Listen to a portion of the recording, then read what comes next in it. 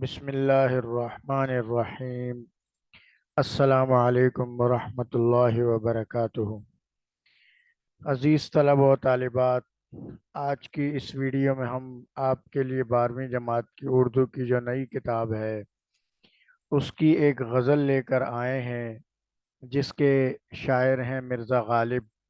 اور یہ اس کتاب میں مرزا غالب کی دوسری غزل ہے، جس کا پہلا شعر ہے: دائم پڑا ہوا تیرے در پر نہیں ہوں میں، خاک ایسی زندگی پر کہ پتھر نہیں ہوں میں۔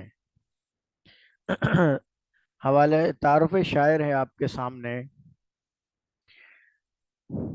مرزا غالب نام مرزا محمد اسد اللہ بیگ خان آگرہ ہندوستان میں پیدا ہوئے۔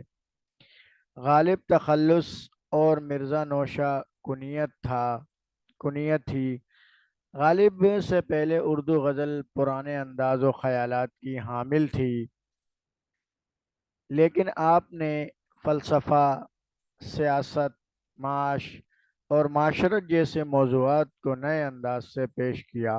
ندرت بیان کا نیا انداز، تنوع اور رفت خیال ان کی شاعری کا خاصہ ہیں۔ آپ کی دیگر کتابوں کے علاوہ دیوان غالب اور کلیات غالب فارسی بہت مشہور ہیں۔ غالب کو آخری مغل بادشاہ بہادر شاہ ظفر نے اپنا استاد مقرر کیا اور دبیر الملک نظام جنگ نجم الدولہ کے خطابات دیے۔ شعر نمبر 1 ہے اس غزل کا: دائم پڑا ہوا تیرے در پر نہیں ہوں میں، خاک ایسی زندگی پہ کہ پتھر نہیں ہوں میں۔ حوالہ شاعر ہے کہ یہ شعر مرزا غالب کی غزل سے لیا گیا ہے۔ آپ کو اردو ادب میں فلسفی شاعر کہا جاتا ہے۔ مرکزی خیال ہے محبوب کے قرب کی تمنا۔ مشکل الفاظ ہیں: دائم، ہمیشہ، در، گھر۔ فنی خوبی مطلع ہے کیونکہ یہ غزل کا پہلا شعر ہے اور اس میں قافیہ اور ردیف بھی موجود ہیں۔ تشریح اس شعر کی: اس شعر کا مطلب سمجھنے سے پہلے ایک بات بطور تمہید سمجھ لینی چاہیے کہ گزشتہ زمانے میں جب لوگ اپنے گھروں کو اونچا بناتے تھے، اس تک پہنچنے کے لیے سیڑھی کے بجائے گلی میں پتھر رکھ دیتے تھے یا گلی کو تھوڑا سا اونچا کر لیتے تھے، جیسے کہ ہم اور آپ آج کل سیڑھی بناتے ہیں۔ شاعر اس شعر میں اپنے آپ کو اسی پتھر سے تشبیہ دے کر کہتے ہیں کہ میں کوئی گھر یا گلی میں رکھا ہوا پتھر تو نہیں ہوں جو ہمیشہ تمہارے در پر پڑا رہوں گا، کیونکہ پتھر اپنی جگہ سے ہل نہیں سکتا جب تک کوئی اس کو ہلائے نہیں، جب تک کوئی اس کو ہٹائے نہیں۔ تو شاعر بھی یہی کہہ رہے ہیں کہ میں پتھر تو ہوں نہیں کہ اسی طرح جمع ہوا رہوں گا۔ اگر آپ میری طرف توجہ نہیں کرتے تو میری اس زندگی پر لعنت ہے، یعنی مگر میں آپ کے سامنے موجود ہوں اور پھر بھی آپ کی توجہ حاصل نہیں کر پاتا۔ ایسے جینے سے تو مر جانا بہتر ہے جس میں انسان اپنے محبوب کی محبت اور دیدار کو نہ پا سکے۔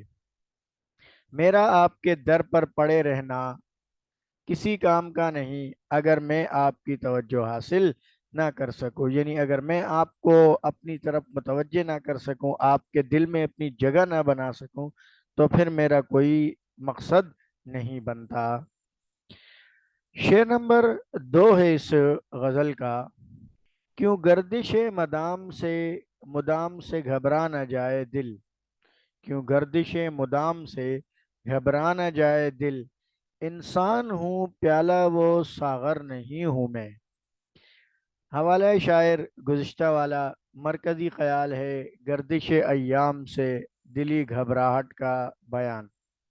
مشکل الفاظ: گردش، گھومنا، مدام، ہمیشہ، دوام سے ہے یہ لفظ، پیالہ و ساغر، شراب کے برتن۔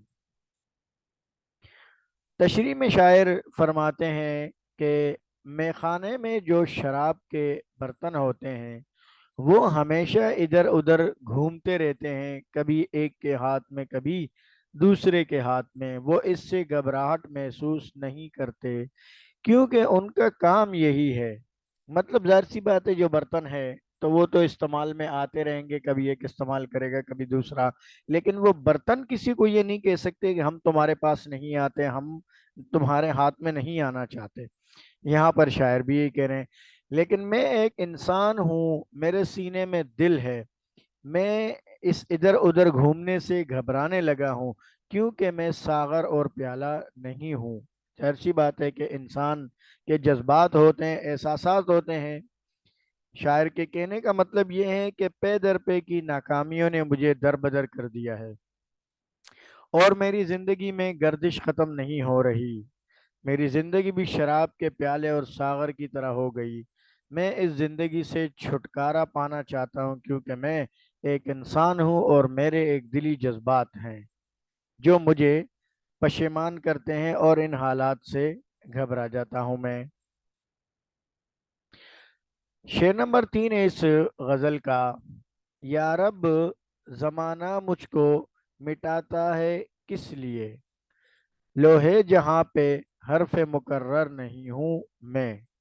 حوالہ شعر گزشتہ والا مرکزی خیال ہے کہ زمانے کی بے رخی کا شکوہ، مشکل الفاظ ہیں لوہے جہاں دنیا حرف مقرر دوبارہ غلطی سے لکھا ہوا لفظ۔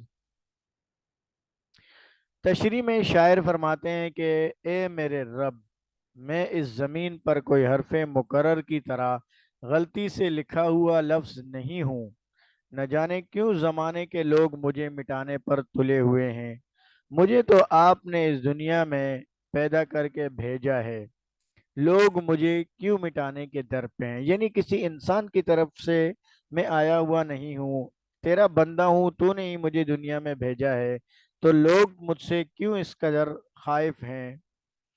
دنیا میں ایک انسان جتنا مشہور ہوتا ہے اتنے ہی اس کے حاسدین بھی بڑھتے چلے جاتے ہیں، یہ دنیا کا ایک دستور ہے۔ غالب شاید اسی بات کا شکوہ کر رہے ہیں کہ یہ لوگ میرے ساتھ اس طرح کا سلوک کیوں کر رہے ہیں، میں دنیا میں کوئی بیکار وہ لاچار انسان تو نہیں، میری اپنی ایک زندگی ہے، میں نے کسی کے ساتھ کوئی برائی یا برا برتاؤ نہیں کیا یا برا سلوک نہیں کیا جس کی وجہ سے لوگ میرے ساتھ اس طرح کر رہے ہیں۔ یعنی میری ایک اپنی زندگی ہے، لوگوں کو مجھے وہ زندگی جینے کے لیے دینا چاہیے۔ شعر نمبر 4، 5 اور 6 ہیں: کس واسطے عزیز نہیں جانتے مجھے، لالو زمرد زر و گوہر نہیں ہوں میں، رکھتے ہو تو تم قدم میری آنکھوں سے کیوں دریغ، رتبے میں مہر و ماہ سے کمتر نہیں ہوں میں، کرتے ہو مجھ کو منع قدم بوس کس لیے، کیا آسماں کے بھی برابر نہیں ہوں میں۔ یہ جو تینوں شعر ہیں تو یہ نعتیہ شاعر کہلاتے ہیں، کہ اس میں شاعر نے جو ہے وہ نعتیہ انداز اختیار کیا ہے۔ مرکزی خیال ہے اس کا کہ دنیا کا مال و متاع انسانی حیثیت کا مقابلہ نہیں کر سکتا۔ مشکل الفاظ ہیں لال قیمتی پتھر، زمرد نیلے رنگ کا ایک قیمتی پتھر ہے، گوہر یہ بھی قیمتی موتی ہے، دریغ پیچھے ہٹنا، مہر و ماہ چاند، قدم بوسی پاؤں چومنا۔ یہ تشریح ہے ان اشعار کی کہ یہ تینوں نعتیہ اشعار ہیں۔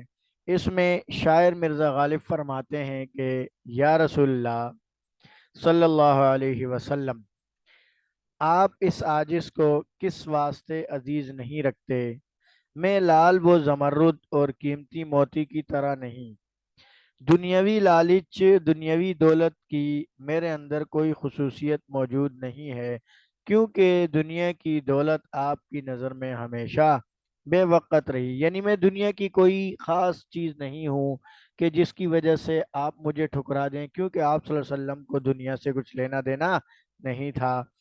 جب میں دولت کی حرص سے پاک ہوں تو مجھے اپنے محبوب، اپنے پسندیدہ بندوں میں شامل فرما دیجئے۔ हुजूर सल्लल्लाहु अलैहि वसल्लम ने मेराज की रात चांद पर कदम रखा। शायर फरमाते हैं, मैं दर्जे में मेरो माँ से कम नहीं हूँ। यानी एक इंसान का दर्जा तो चांद सूरज सितारों से बढ़कर है, क्योंकि इंसान अल्लाह का नायब है। फिर मेरी निगाहें मुबारक को आप अपनी कदम मुबारक के शर्फ से मुशर्रफ फरमा दीजिए। आज की रात आप सल्लल्लाहु अलैहि वसल्लम ने आसमान को कदम बूसी का शर्फ अता फरमाया। मेराज की रात में नहीं, मेराज की रात में आप सल्लल्लाहु अलैहि वसल्लम आसमान पर गए थे। लेकिन मुझे ये सादत नसीब नहीं होती, क्या आपका ये गुलाम आसमान के भी बराबर नहीं है। शेर नंबर 7 और आखिरी शेर है इस गजल का। गालिब वजीफा ख्वार हो, दो शाह को दुआ, वो दिन गए कि कहते थे नौकर नहीं हूं मैं। हवाला शायर गुज़िश्ता अशार वाला मरकजी ख्याल है, जरिए माश पर अल्लाह की शुक्रगुजारी। फनी खूबी मक्ता है इसका, क्योंकि ये गज़ल का आखिरी शेर है और शायर ने अपना तखल्लुस भी इसमें नज़म किया हुआ है। गज़ल के इस आखिरी शेर में मिर्ज़ा गालिब ने दो बातें बयान फरमाई हैं। एक बात तो ये कि अल्लाह ताला ने इंसान की रोज़ी रोटी का इंतज़ाम कर दिया है, और बहादुर शाह जफ़र के लिए दुआ गो हैं, क्योंकि मिर्ज़ा गालिब को जो है बहादुर शाह जफ़र ने अपना उस्ताद मुकर्रर किया था।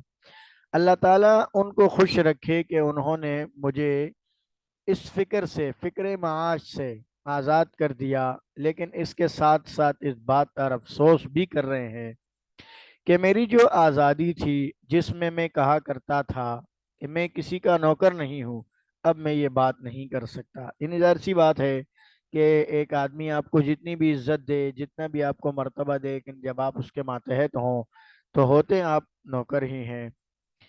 असल में मिर्ज़ा गालिब को बहादुर शाह जफ़र ने मुशायरों के लिए नौकर नहीं लगाया था, बल्कि उन्हें मुग़ल ख़ानदान की तारीख़ लिखने के लिए मुकर्रर किया गया था। यानी बहादुर शाह जफ़र उनको शायरी के महाफिल सजाने के लिए और मुशायरे सजाने के लिए नहीं रखे हुए थे, बल्कि उनसे तारीख़ लिखवाना चाहते थे, जिसका एक हिस्सा उन्होंने लिख लिया था। लेकिन फिर बहादुर शाह जफ़र की हुकूमत ख़त्म हो गई और वो काम वहीं पर रुक गया और मंजर आम पर ना आ सका।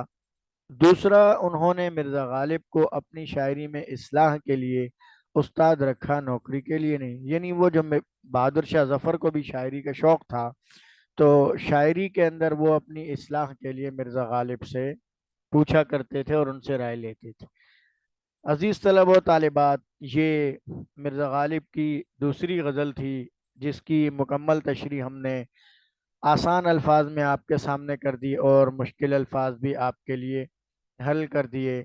उम्मीद करते हैं कि आप ज़रूर इससे इस्तिफ़ादा करेंगे और दूसरों को भी ज़रूर इससे वे इससे ज़रूर दूसरों से भी ज़रूर शेयर करेंगे। चैनल को सब्सक्राइब करना ना भूलें, ताकि हमारी हर नई आने वाली वीडियो आप तक पहुंच सके। चैनल को सब्सक्राइब करना आपके लिए तो इतने मायने नहीं रखता होगा, लेकिन हमारे लिए बड़ी अहमियत रखता है। तो इसीलिए हम टीचर इतनी मेहनत करते हैं, तो इतना हक तो बनता ही है कि कम से कम चैनल को सब्सक्राइब ज़रूर किया जाए। अगली वीडियो तक के लिए इजाज़त दीजिए, दुआओं में याद रखिएगा। अल्लाह हाफिज़।